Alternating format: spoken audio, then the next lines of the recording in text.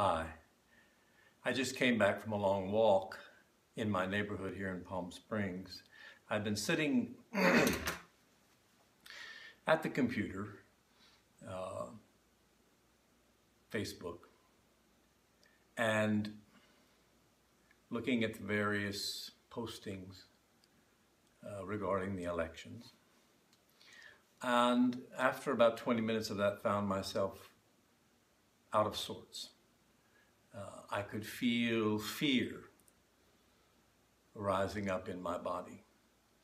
And wisely, I think, I turned off the computer and put on some comfortable walking shoes and a hat and walked the neighborhood and allowed the emotion to dissipate, and also taking the time to bring my focus of attention back on what I love, back on the beauty that surrounds me, back on the peace and serenity in the environment that I live at this time.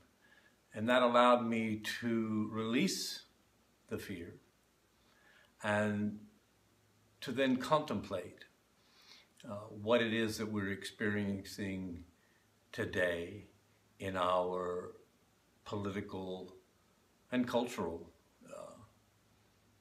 environment with the campaigns for the presidency, and how it is that we are being given very distinct choices at this time between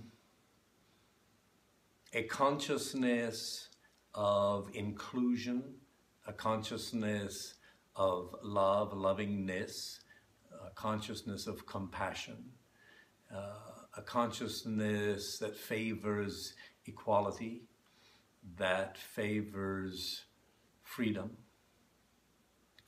And on the other side of that, a consciousness that runs off of this fear and that promotes this fear, and the consciousness of exclusiveness and of separation and of violence, prejudice, bigotry, and the like.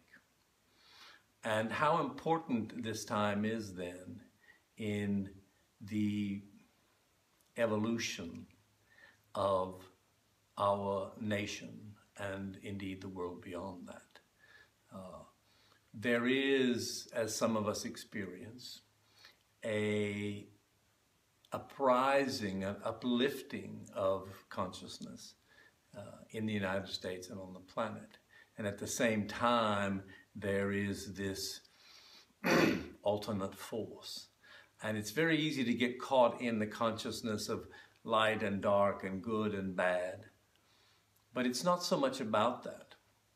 The world we live in reflects our own state of consciousness from an individual standpoint, and how we express that consciousness from an individual standpoint, and then also into the collective. So that when you have a collective consciousness that is wrapped within the identity called the United States of America, what you see in the culture and in the material experience within the context of this collective consciousness called the United States of America must reflect the consciousness and its variation. And that is simply all that we are seeing. We are being given an opportunity to have greater understanding and greater awareness of what is really going on. Because for so long, many of us have chosen to ignore, to close our eyes and ears to the greater truth of what is happening in our country, the dumbing down of America, for example, the great disparity between the very wealthy and the rest of the people on the planet. And this is not to disparage those with wealth. It is a part of our journey in this dimension as human beings to express our creator self and to dream a dream and create that dream. And so if the dream for some is to amass great wealth. There is no wrong in that. It is simply the expression of the being. It is when the power attained through that process is then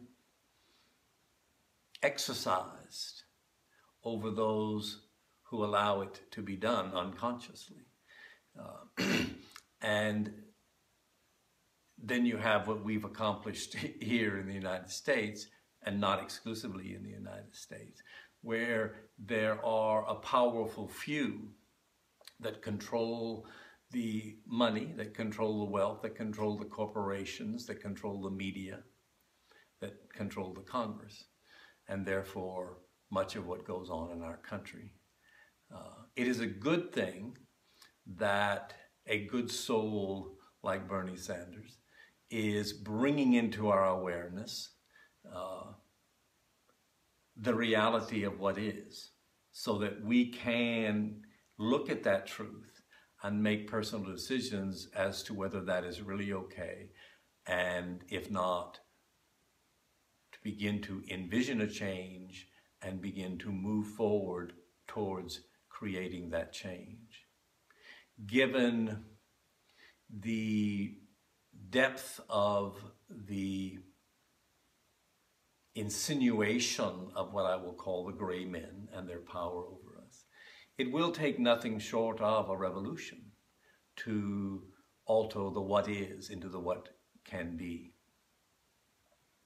It is a time of great testing of our preference as human beings.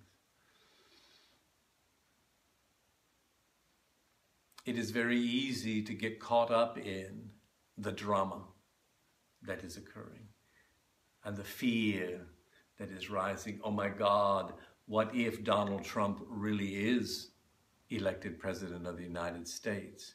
What a horror, what an embarrassment, what a devastation that would be. I feel it myself if I contemplate that. The most important thing that we can do is to be mindful, to be aware when we shift out of our natural state of love and compassion and peace, and we start to be pulled in to the fear and the anger. If you meditate, that is the time to sit and breathe and meditate. If you do not meditate, that is the time to shift your focus of attention onto what it is that you love, what it is that is beautiful to you, what it is that causes your heart to open, what it is that brings you joy, and fuel and feed those emotions and that state of consciousness until you are once again centered in your being and can move forward as a force for love, compassion, peace, equality, and the good of all. To be focused more on the awareness and the consciousness that we are really all one being, rather than he, she, they, them, and me. Make it your personal responsibility to be the master of your own emotions and your own state of being, your own state of consciousness. Because it is a known thing, it is a known thing now. So the understanding of quantum physics, that which you are in your state of being, in your consciousness, in your thinking, in your speaking, in your doing, affects, affects everything in the material world around you. And if you take that effect and you multiply it by the millions of us, imagine what can be created. What can be created is a collective consciousness of fear and separation, or a reflection of collective consciousness that is on